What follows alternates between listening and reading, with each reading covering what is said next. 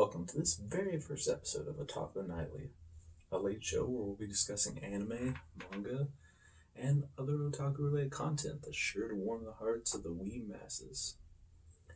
As this is our first episode, we're going to be figuring out things as we go. This may ramp up from just one night a week to multiple nights a week. I have no goddamn idea. Like I said, we'll be figuring it out as we go, so please bear with us. By we, I do mean I, as my producer is a stuffed animal.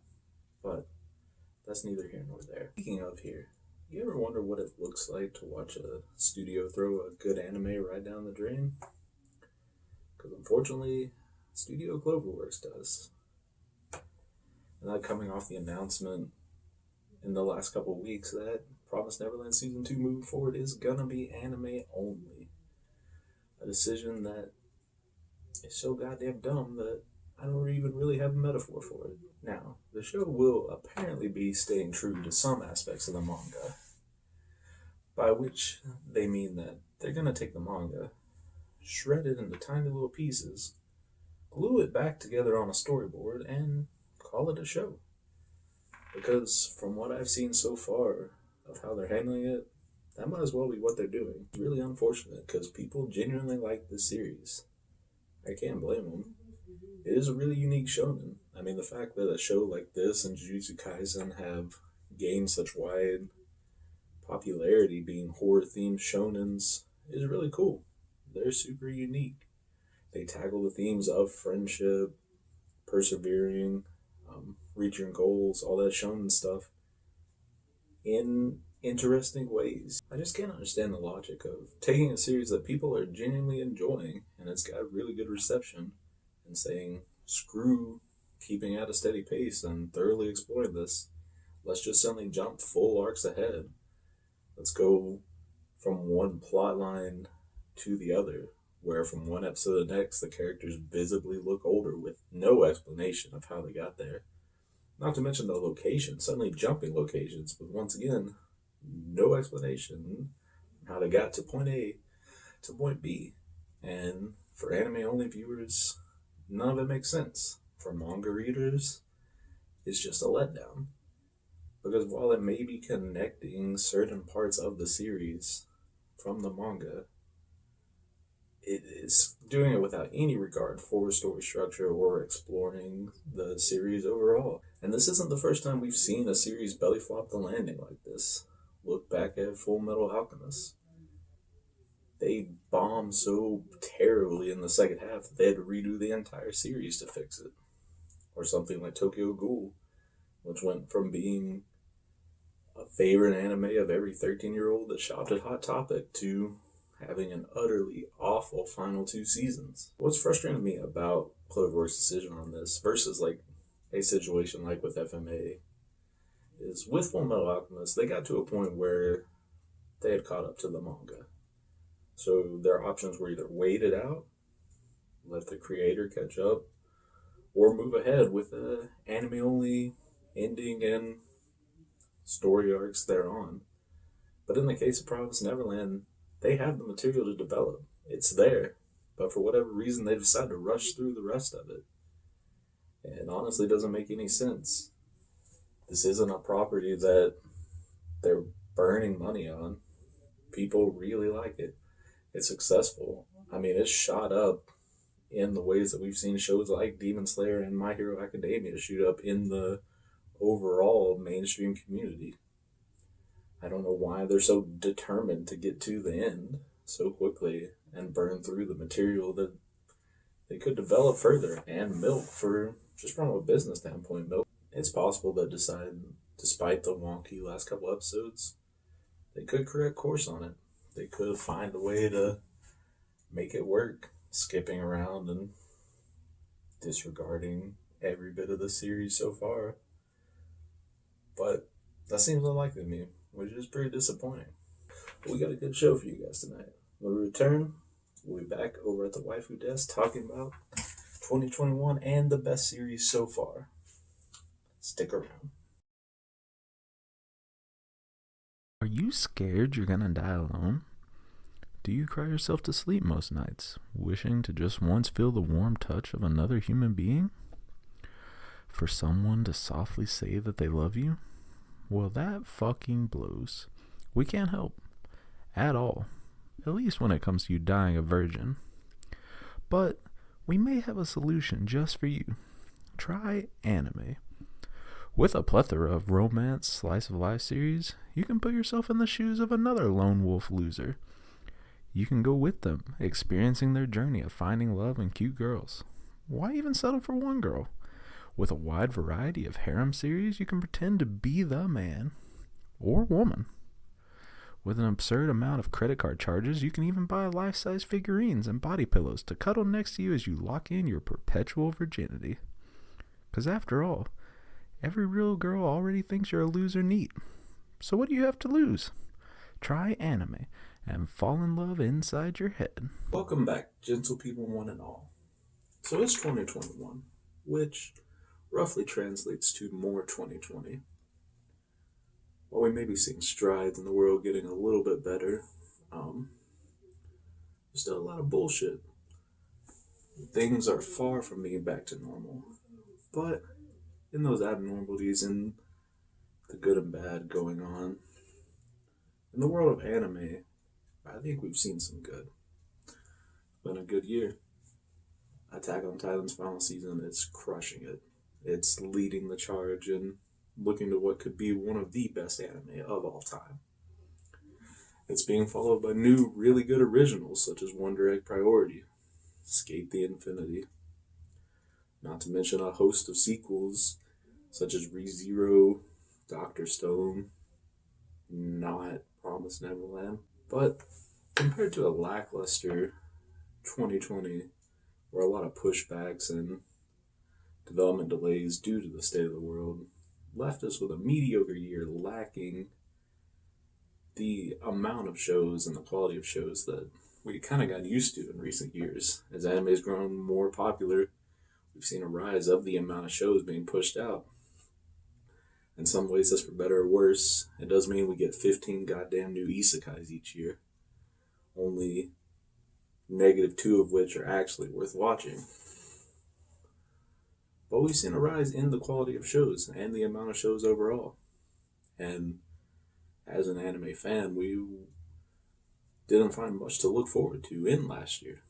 Really, that's the reason that the anime community at large latched on to the rise of VTubers and other otaku-related content to kind of hold us over in that meantime. In terms of anime at large, moving forward throughout 2021, I'm pretty hopeful. For every letdown in A Promised Neverland Season 2, we have a new show like Horimiya. There's a lot of good things to look forward to. Unless you're Crunchyroll. Now, we all know Crunchyroll as honestly one of the best places to watch anime. Especially if you're going to do it legally. They have a pretty decent collection. Sony and their purchase of Funimation only helps that. But when talking about the state of current anime and new anime ongoing now, I don't think any of us can ignore the overwhelmingly large, terribly animated CGI elephant in the room. And that being this atrocity.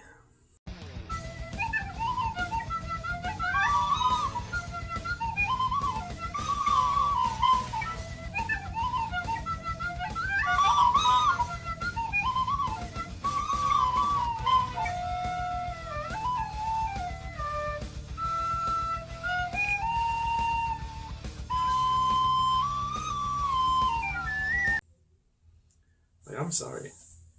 This makes things like the first season of Ruby, hell, even the 2016 Berserk, look like masterpieces. They might as well be goddamn Attack on Titan.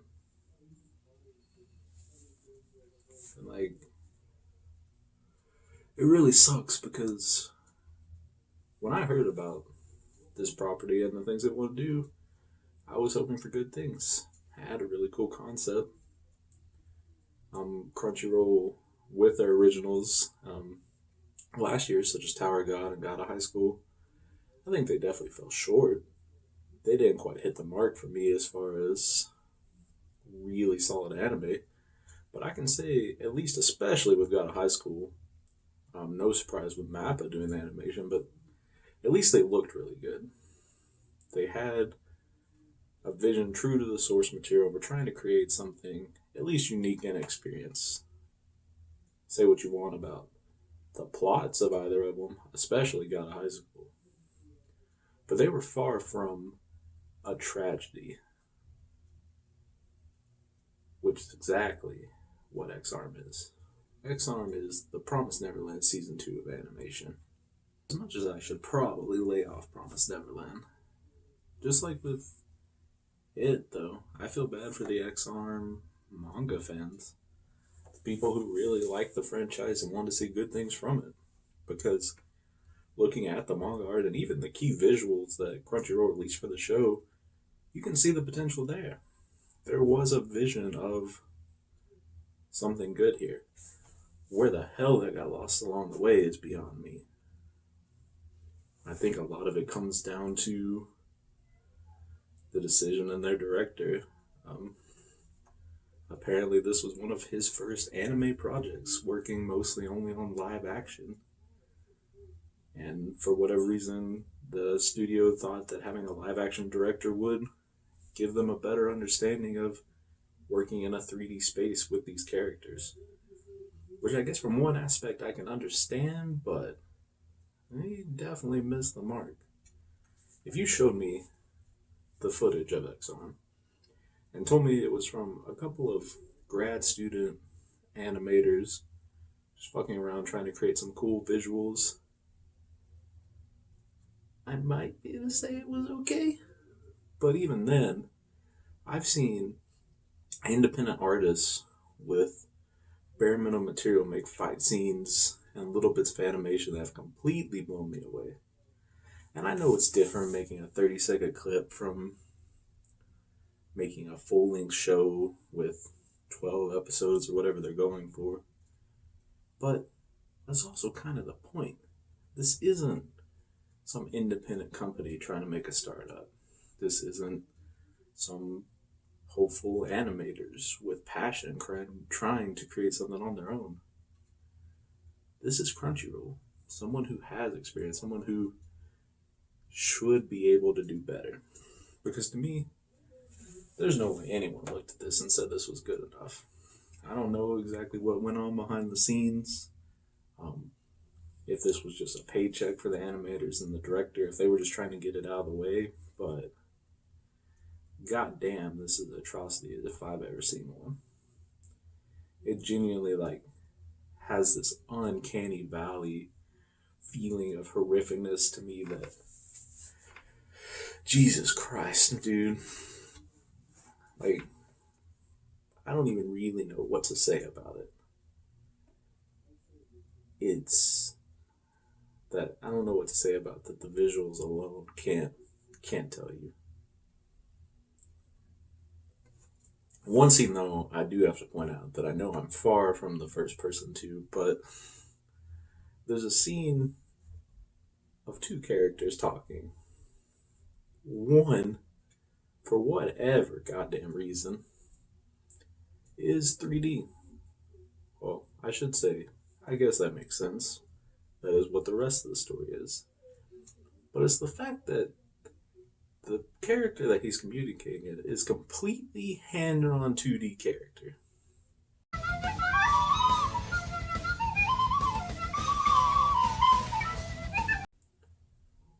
What kind of basic ass amateur shit is that?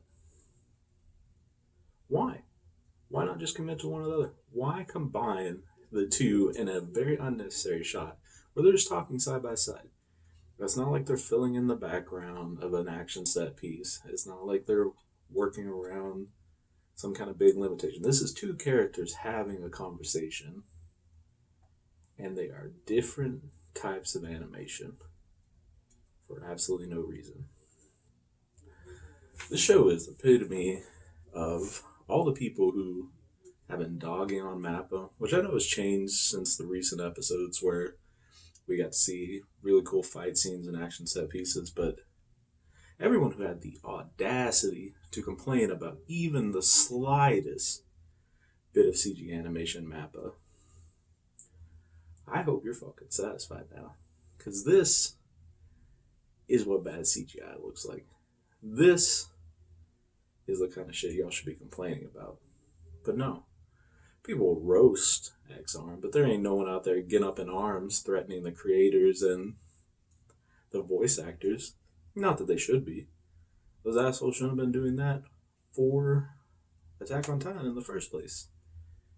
That shit is something that does frustrate me in the anime community. This weird need and reaction to threaten creators and the people working on these properties. And it doesn't just go into the anime community. We've seen this such as in the recasting for the Sony Spider-Man video game. When they changed from Yuri Lowenthal to the new actor. Or back when people were pissed off about Last of Us 2 and were sending Laura Bailey death threats for voicing Abby in the series. Not to go into a full rant about that, but it just shows the ridiculousness of the clickbait mentality. No one actually had a problem with Attack on Titan's animation. What it really came down to is they just wanted to bitch and claim and complain for the clout. Because if those people actually gave a shit, actually thought that CGI, which did not look bad, then they would be having a fucking field day with this one. But, like I said, overall, 2021 looks like a good year. I like picking fun at Promised Neverland Season 2 and talking a little bit of shit about exarm. Both of them deserve it. But there's a lot of good things to look forward to. A lot of good shows going on right now. If you're looking to watch anime and have a good time to survive the rest of this quarantine, because I'm sure this shit ain't going away anytime soon. We got a long, rough year ahead. But at least we got some good anime to look forward to. And some really shitty ones to make fun of and talk about. Hope you've all enjoyed this first episode of Otaku Nightly.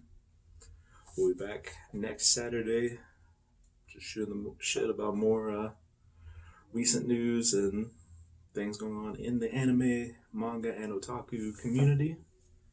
And until then, like and subscribe, check all the shit in the bottoms, and peace out.